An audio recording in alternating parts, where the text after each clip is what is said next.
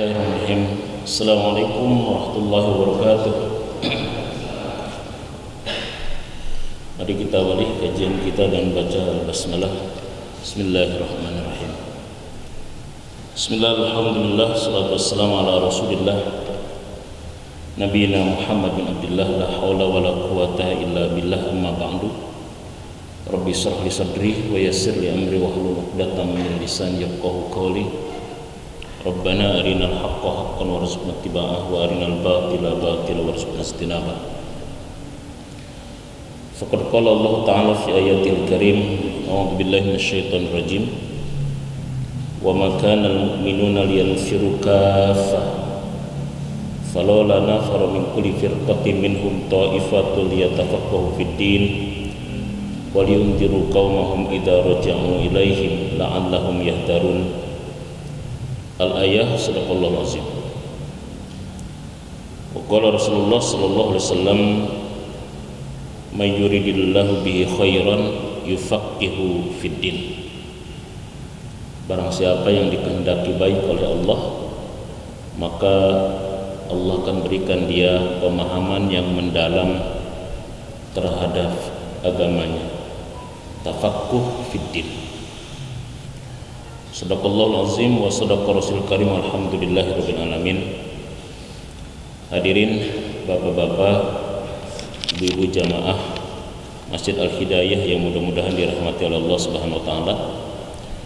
Disyukur kepada Allah yang masih terus mencurahkan nikmat, inayah dan hidayah kepada kita semua, sehingga kita masih bisa menjalankan aktivitas ibadah salat maghrib berjamaah, yang kita lanjutkan dengan kajian ilmu dibarengi dengan iktikaf sampai isya nanti.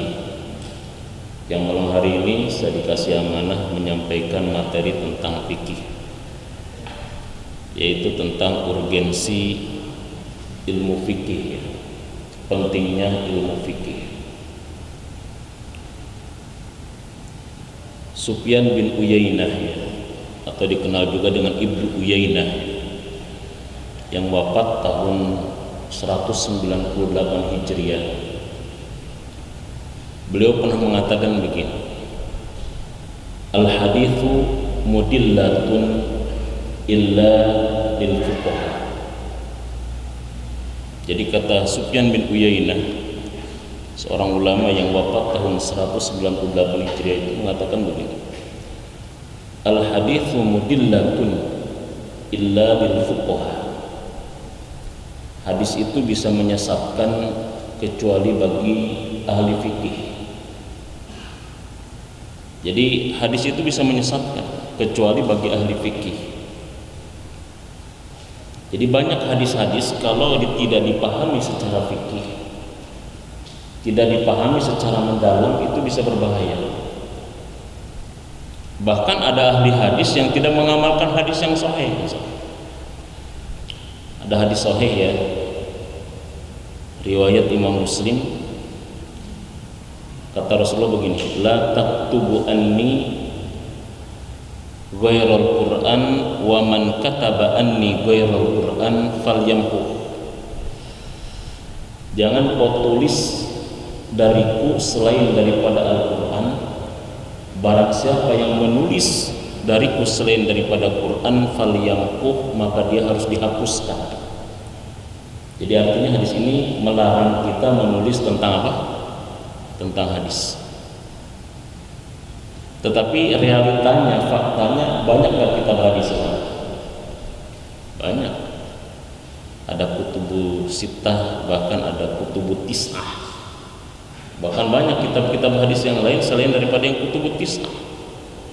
Ini menunjukkan kan ahli hadis sendiri tidak mengamalkan apa? Hadis. Jadi kalau dia mengamalkan hadis, seharusnya dia tidak boleh menulis apa? Menulis hadis. Karena kata Rasul, la taktubu anni ghairal Qur'an wa man kataba anni ghairal Qur'an falyamhu. Jangan kau tulis dariku selain Quran. Siapa yang menulis dariku selain Quran, hapuskan dia. Tapi faktanya para ahli hadis malah menulis hadis. Ini menunjukkan ahli hadis tidak mengamalkan hadis gitu. Itu satu misalnya. Atau ada hadis yang lain begini, idza ata ahadakumul ghaid fala yastaqbalul qiblah wa la yuwalliha dhahrahu syarriku aw gharrabu.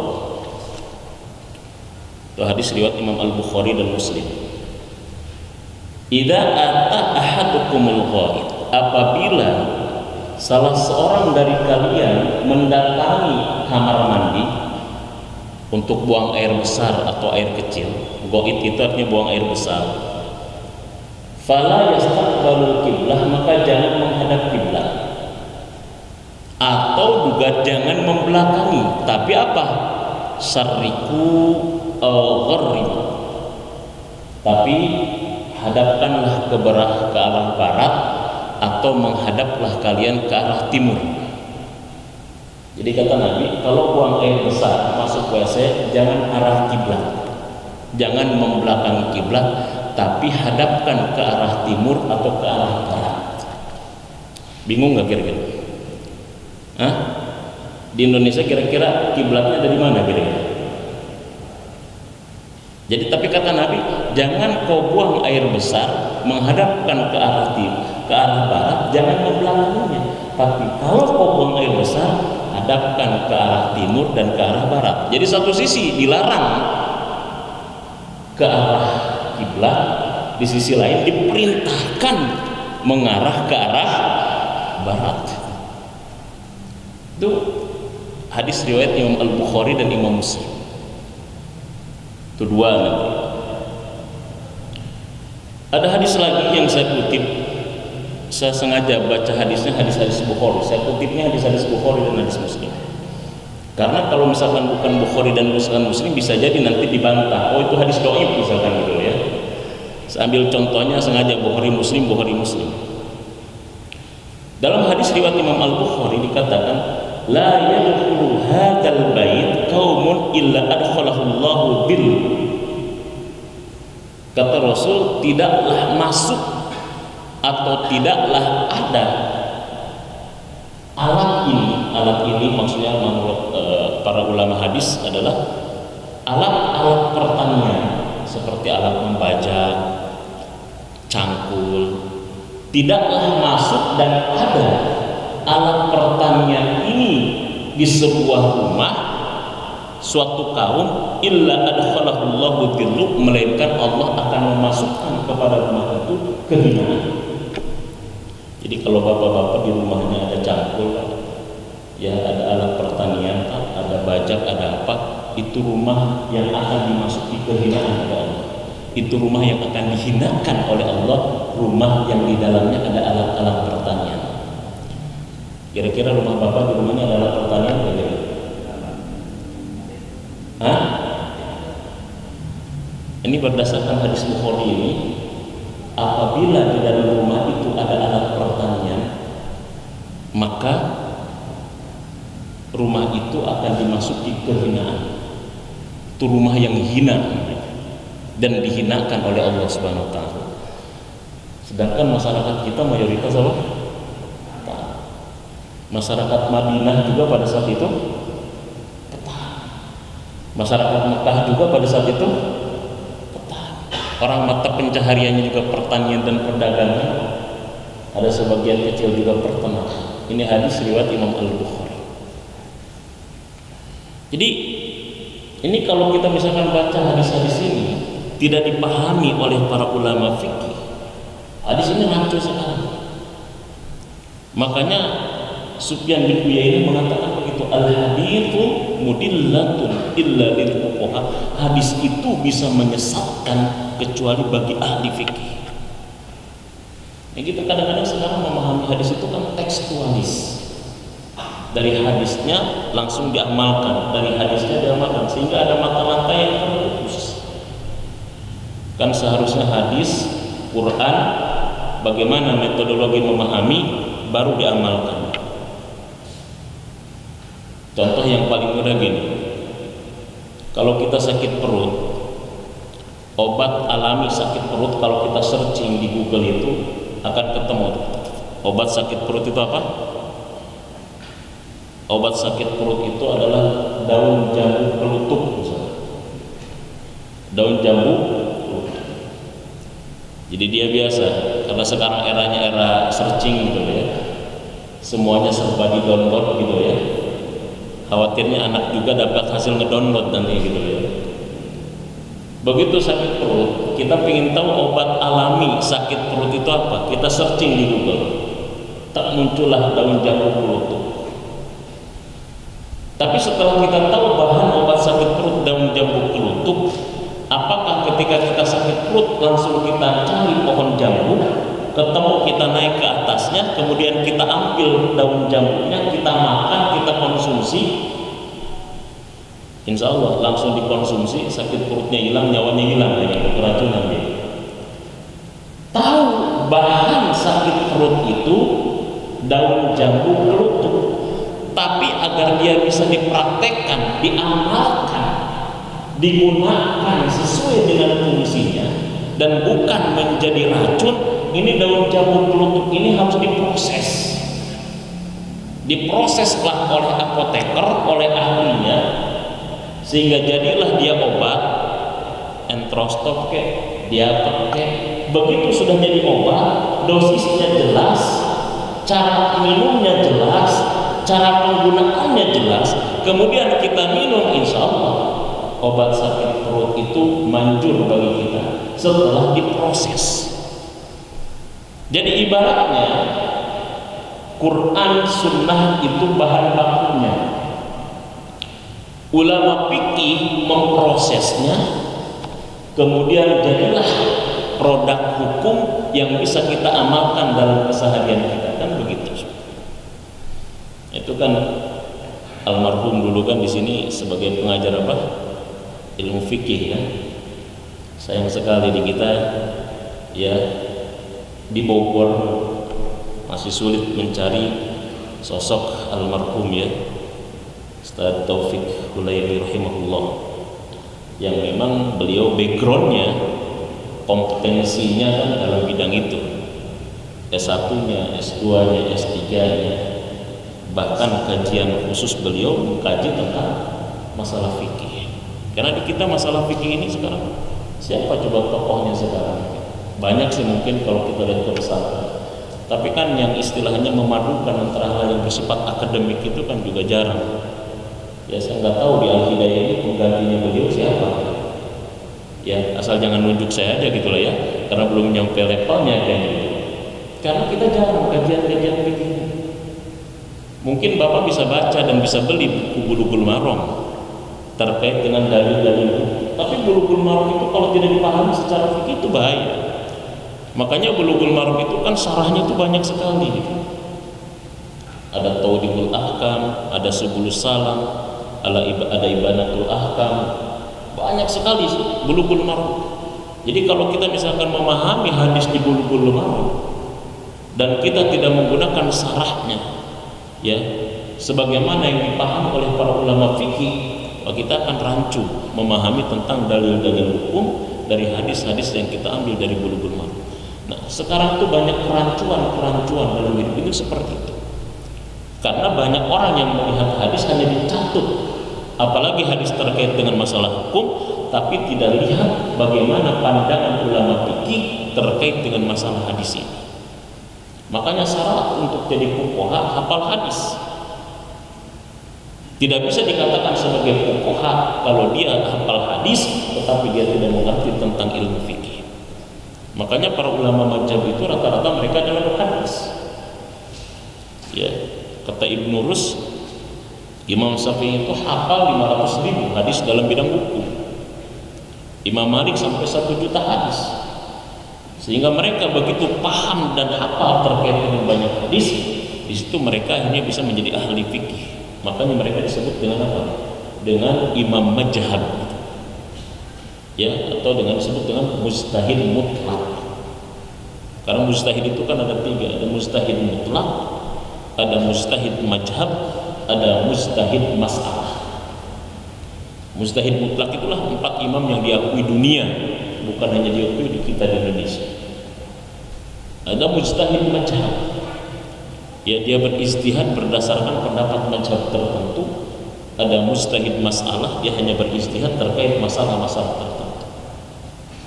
Ya, jadi artinya fikih itu amat sangat penting gitu.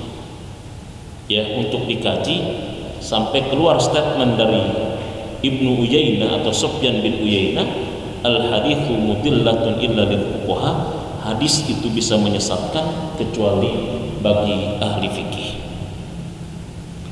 Nah, oleh karena itu maka fikih itu sendiri apa sebetulnya?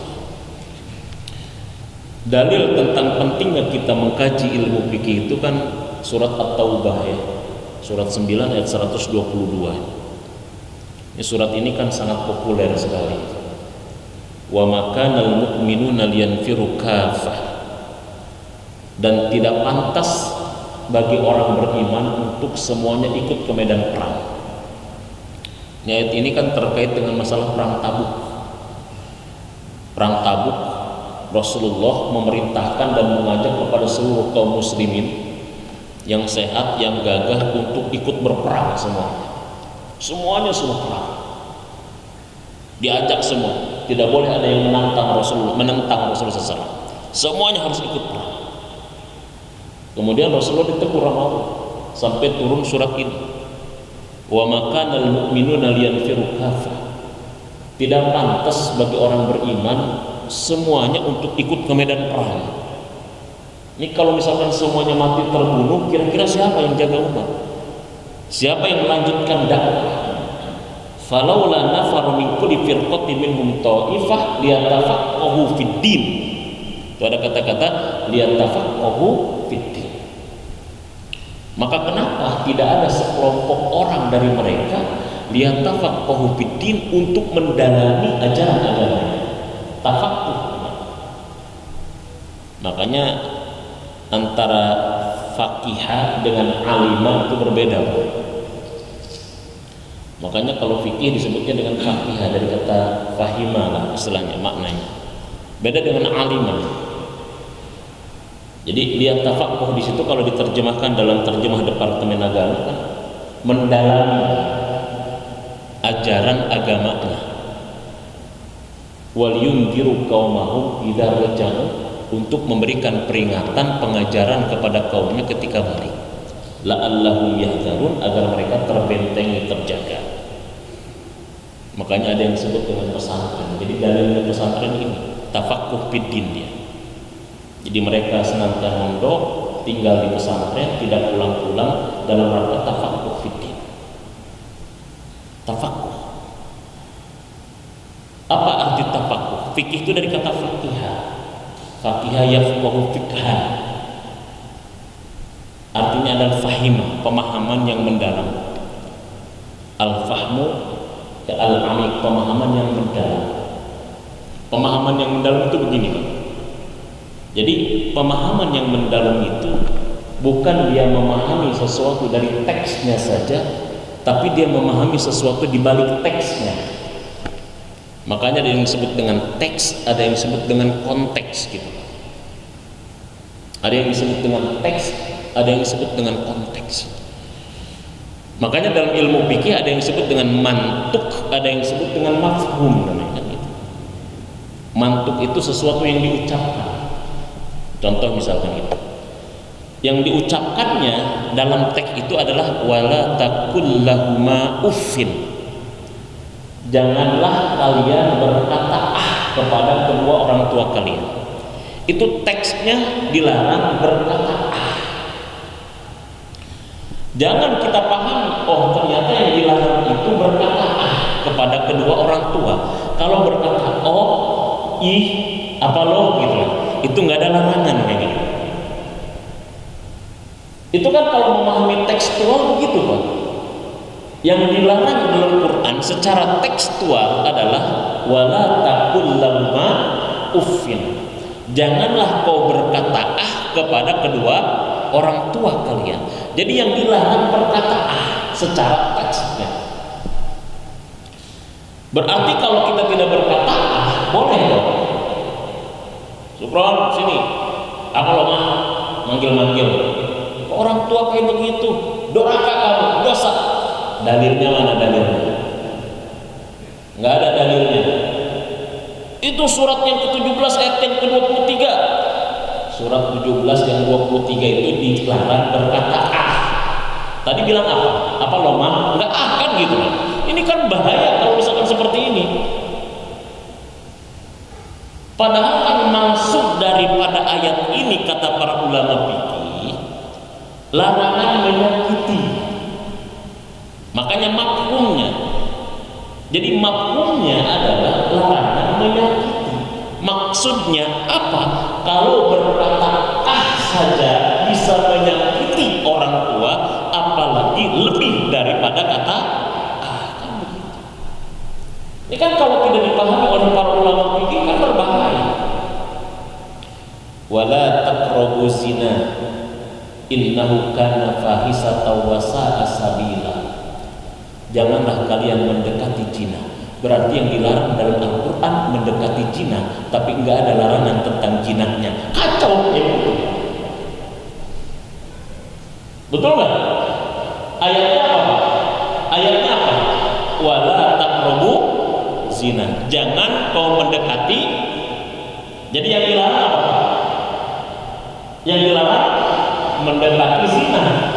Kalau zinanya enggak ada larangan. Ini bisa menyesatkan, bisa bahaya. Ini kan orang-orang liberal, orang-orang sekuler itu kan ngutak-ngatik ayatnya dari celah-celah kayak begini. Ngutak-ngatik ayatnya kan dari celah-celah kayak begini mereka. Yang dilarang adalah wala taqrabu zina, janganlah kalian mendekati zina. Teksnya dilarang mendekati zina, tapi konteksnya apa? Mendekati saja dilarang, apalagi berzinahnya. Itu konteksnya, itu fikihnya, itu namanya mafhumnya. Makanya ada mantuknya, ada mafhumnya.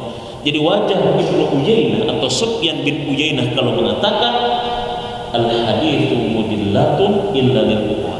Hadis itu bisa menyesatkan kecuali bagi para ulama fikih dan ahli fikih. Apalagi terkait dengan masalah hukum, Pak. Nggak bisa memahami tentang hukum dalam hadis maupun Quran secara tekstualis. Tidak bisa, itu berbahaya sekali. Itu berbahaya sekali. Nah, jadi oleh karena itu maka dalam kajian kita malam hari ini, apa sih urgensitas daripada ilmu fikih ini? Pentingnya ilmu fikih ini apa? Nah, sebelum kita mendalami tentang apa urgensitas daripada ilmu fikih ini, pertama kita harus kaji dulu tentang fikih. Tadi saya bahas tentang fikih itu artinya adalah al-fahmu, pemahaman yang mendalam tentang sebuah teks, baik Quran maupun hadis. Cara bahasa begitu.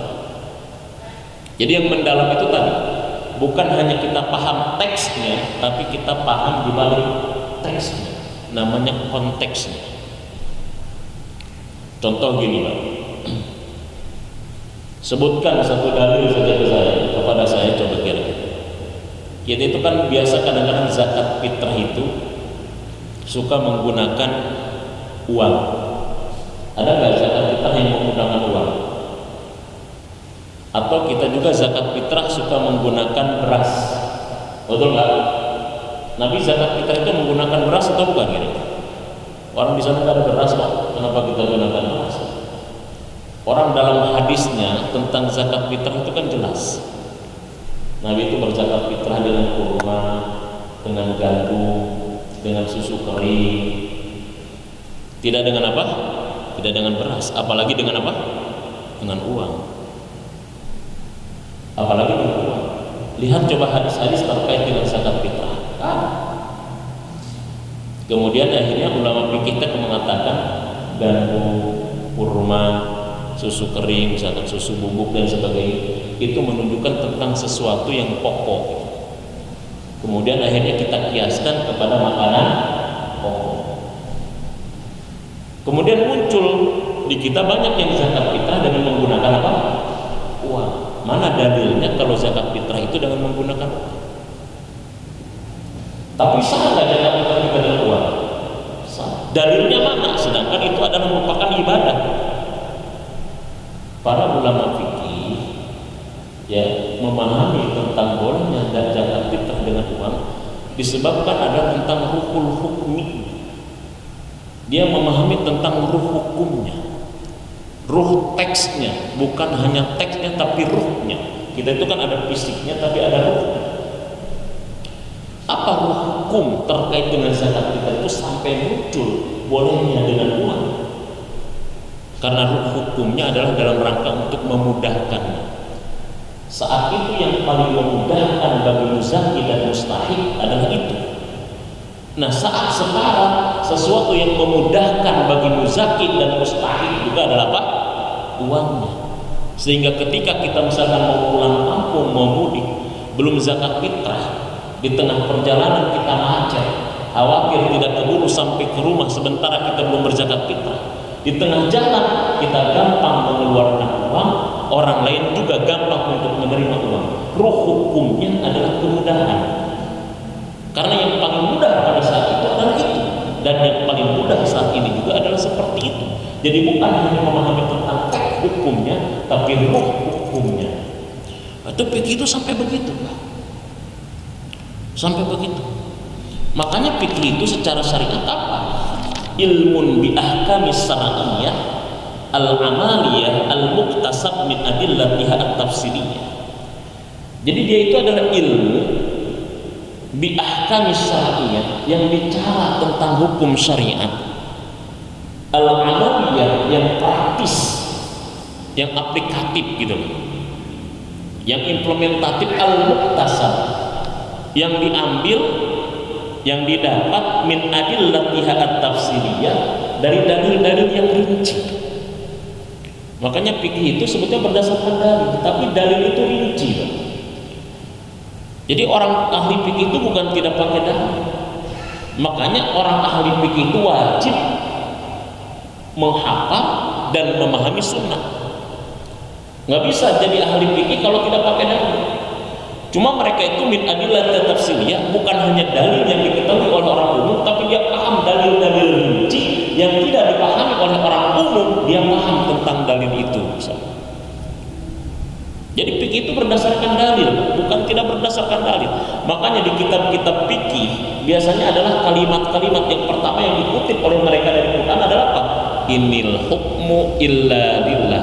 Hukum ini hanya milik Allah. Makanya mereka nggak berani untuk mengharamkan sesuatu, untuk menghalalkan sesuatu kalau itu tidak dihalalkan dan diharamkan oleh Allah Subhanahu wa taala. Makanya mereka begitu hati-hati, Pak, di dalam masalah halal dan haram. Kenapa? Karena mereka mewakili Tuhan, khawatir bukan itu maksud Tuhan, maksud Allah, sehingga mereka akan mempertanggungjawabkan fatwanya di hadapan Allah Subhanahu wa taala.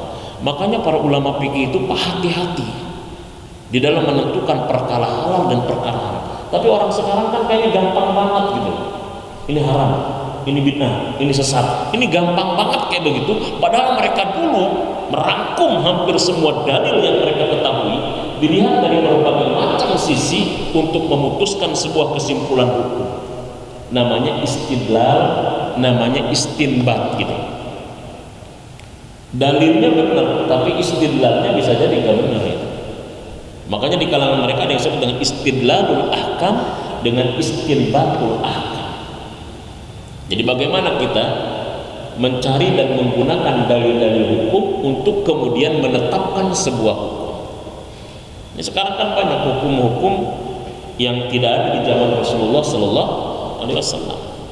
Makanya kita baca di sini sedikit, ya. Jadi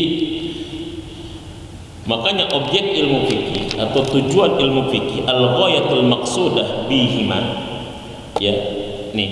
Jadi objek ataupun tujuan daripada ilmu fikih itu apa? Al-ghayatul al-maqsudah min ilmi fikih hiya tatbiqul ahkam asy-syar'iyyah ala af'alin nasi wa aqwalihim. Makanya ilmu fikih itu adalah tatbiqul ahkam, untuk menerapkan hukum syariat, ahkam syariat ala af'alin nasi wa aqwalihim, atas perbuatan dan perkataan manusia. Jadi pentingnya ilmu fikih yang pertama adalah tatbiqul ahkam syar'iyyah ala af'alin nasi wa aqwalihim, dalam rangka untuk menerapkan ya hukum-hukum syariat terkait dengan perbuatan manusia dan terkait dengan ucapan manusia. Kalau lebih spesifik lagi, manusia siapa? Manusia yang mukallaf gitu. Jadi dia untuk membahas tentang apa? Tentang perbuatan manusia mukallaf gitu. Makanya fikih itu yang dibahas adalah perbuatan orangnya gitu, bukan perbuatan barangnya. Ya. Mukallaf itu siapa mukallaf? Mukallaf itu satu, muslim, dua, balik, tiga, berakal. Itu mukallaf namanya ya. Muslim, balik, berakal, itu namanya mukallaf. Makanya fikih itu adalah pertama membahas tentang perbuatan mukallaf. Membahas tentang perbuatan mukallaf. Ya, terkait dengan ucapan mereka, terkait dengan perbuatan mereka yang ada hubungan dan kaitannya dengan masalah hukum syariat. Contoh misalkan begini. Ya, contoh misalkan begini. Pak, babi itu haram nggak, Pak? Babi itu haram nggak? Nggak haram, Pak, kalau nggak dimakan gitu. Jadi hukum haram itu kalau dimakan sama siapa, Pak? Sama orang mukallaf gitu loh. Ya, sama orang mukallaf. Babi itu nggak haram kalau nggak kita makan. Dia menjadi haram kalau kita makan. Kalau kita nggak makan kan, jadi hukumnya itu babi itu haram itu kalau dimakan gitu. Kalau nggak dimakan haram nggak?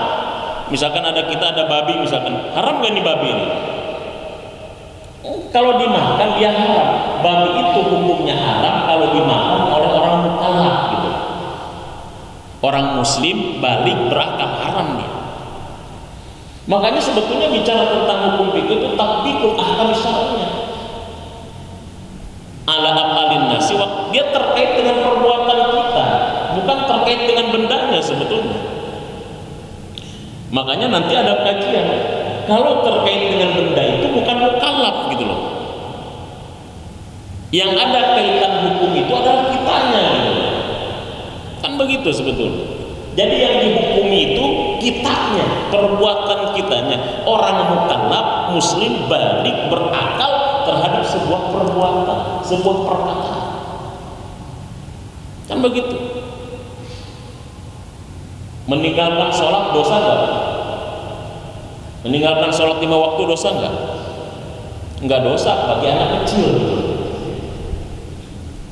Anak kecil yang belum balik, belum balik, dosa enggak sholat itu?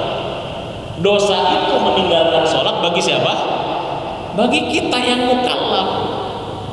Makanya fikih itu urgensinya pertama adalah untuk mengkaji, mendalami, mempelajari hukum Islam yang berhubungan dengan kehidupan manusia pertama. Ya, mendalami, mempelajari hukum Islam yang berhubungan dengan kehidupan manusia. Jadi semua kehidupan manusia ini ya harus dikaji, dipelajari ya di dalam kajian-kajian fikih. Jadi mempelajari, mengkaji hukum-hukum syariat, hukum-hukum Islam terkait dengan kehidupan manusia. Makanya semua kehidupan kita di sini, Pak, itu ada bahasan hukumnya pasti. Ya, apa hukumnya main handphone gitu. Ya, apa hukumnya Facebook nanti. Kalau Facebooknya sendiri nggak punya hukum gitu loh. Yang dihukumi orang yang mainin Facebooknya gitu loh ya masalahnya. Kalau misalkan ditanya apa hukumnya handphone, handphone nggak punya hukum. Orang dia bukan mukallaf kok gitu loh. Ya, orang dia tidak berakal kok. Yang dihukumi adalah orang yang menggunakan handphonenya. Jadi handphonenya tidak punya hukum. Ya, itu namanya nanti nih kepada musik gimana? Ya kalau secara kajian hukum ya harus kajian hukum. Ya, saya pernah nanya ke almarhum gitu ya. Ke almarhum itu, saya kan termasuk apa namanya ya? Saya tanya, Ustaz Taufik gitu. Ustaz Afwan, bisa nggak kita mengkaji tentang fikih pandemi ini tidak semata-mata fikih ansih gitu? Tidak semata-mata fikih ansih, tapi kita kaitkan dengan fikih akhir zaman gitu. Terus saya keluarkan dalilnya gini kata saya, karena dalilnya Ustaz terkait dengan dalil dari Jibril yang datang kepada Rasul itu dalilnya satu paket kata saya. Kata saya datang Jibril kepada Rasul dan bertanya, "Mahwal Islam?" Wahai Rasul, apa itu Islam? Rasul jelaskan Islam. Setelah dijelaskan, Jibril bertanya lagi, mahwal iman. Kemudian sama Rasul dijelaskan lagi iman itu apa. Terus Jibril bertanya lagi, mahwal ihsan. Kemudian Rasul menjelaskan lagi tentang ihsan kan. Yang keempat, Jibril bertanya tentang apa? Mata sa'ah. Kapan itu kiamat? Kemudian Rasul menjawab apa? Mal mas'ul a'lamu minas sa'il. Yang ditanya tidak jauh lebih tahu daripada yang bertanya. Kemudian Jibril bertanya, apa tanda-tandanya kiamat? Ini kan hadisnya satu paket. Nah, saya tanyakan kepada almarhum Kiai Afwan, kenapa kita tidak kaitkan fikih ini adalah terkait dengan pandemi ini dengan akhir zaman itu? Tidak dalam fikih ansih, karena kita tidak tahu. Ini apa jawaban beliau? Karena beliau juga guru saya gitu kan di kampus itu. Jadi kalau diskusi dengan kiai dengan guru kan kita sepakat aja gitu lah setelahnya gitu ya. Nggak berani berdebat terlalu panjang. Kata beliau, Ustaz, kalau hukum adalah jelaskan masalah hukum, jangan dulu dikaitkan dengan yang lain. Jadi didudukkan permasalahan hukum itu adalah jelaskan hukumnya. Misalkan tentang apa hukumnya musik misalkan, jelaskan secara hukum. Jangan nanti kita akhirnya bercampur. Tapi kan lebih baik nggak dengar musik, itu bukan hukum. Tapi kalau hukum jelaskan kedudukan hukumnya dulu. Nah kita kadang-kadang suka mencampur adukan antara hukum dengan akhlak gitu, antara hukum dengan tasawuf, sehingga kadang-kadang pembahasan dan kajian hukum itu jadi bias. Nah, maksud beliau saya paham, kalau hukum jelaskan dulu kedudukannya hukum. Musik misalkan apa hukumnya menurut para ulama fikih? Oh mubah mungkin, boleh, jelaskan. Nanti kalau bicara tentang akhlaknya, bicara tentang tasawufnya itu lain lagi gitu. Oh lebih baik kan kita itu lain, tapi hukumnya jelaskan dulu tentang hukum. Berhutang, apa hukumnya menghutang, minjem uang, jelaskan kalau minjem uang itu hukumnya adalah misalkan boleh. Kalau misalkan kemudian kita bercakap, oh nanti kan kita kalau nggak kebayar, nanti kita mati, kita bawa hutang kan gimana? Itu bukan hukum gitu loh. Nah kita kan kadang-kadang suka begitu, selalu mencampur adukan, membiaskan mana hukum, mana masalah akhlak gitu. Mana hukum, mana masalah tasawuf dan lain sebagainya. Nah maksud beliau ketika itu ke saya, hukum jelaskan kedudukan hukumnya gitu. Sholat itu begini boleh gitu, maksudnya begitu.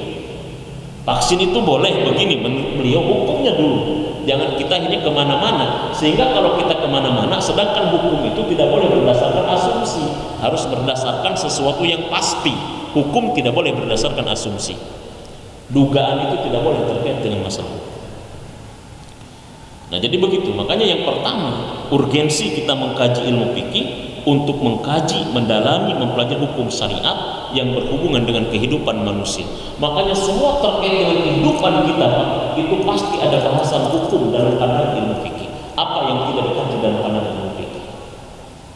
Dari kita merem sampai kita melek sampai kita merem lagi, semuanya ada bahasan. Makanya kajian fikih itu banyak. Ada fikih ibadah, ada fikih muamalah, ada fikih munakah, ada fikih jinayah, ada fikih siasah. Banyak fikih itu, fikih ibadah, fikih muamalah, gimana kita berinteraksi dengan orang di luar Islam misalnya. Ada fikih ekonomi, fikih iktisadiyah, fikih siasah, bagaimana berpolitik di dalam masalah fikih. Ada fikih jinayah terkait dengan masalah hukum. Bagaimana hukum mencuri, korupsi dalam pandangan Islam. Bagaimana hukum misalkan menyebar hoax dalam pandangan Islam. Secara fikih seperti apa. Tentang bisnis online misalkan, gimana kajian fikihnya. Itu semuanya, makanya dia bicara, mengkaji semua hal terkait dengan kehidupan manusia dibahas di dalam ilmu fikih. Jadi begitu ilmu fikih. Yang kedua yang tidak kalah penting, ilmu fikih itu adalah untuk mengetahui dan menerapkan tentang hukum-hukum syariat terkait dengan perbuatan manusia-manusia mukallaf. Di samping kita sudah mengetahui, mengkaji, mempelajari bagaimana menerapkannya, dan lain sebagainya. Nah ini kajian tentang ilmu fikih. Makanya ilmu fikih itu amat sangat penting sekali.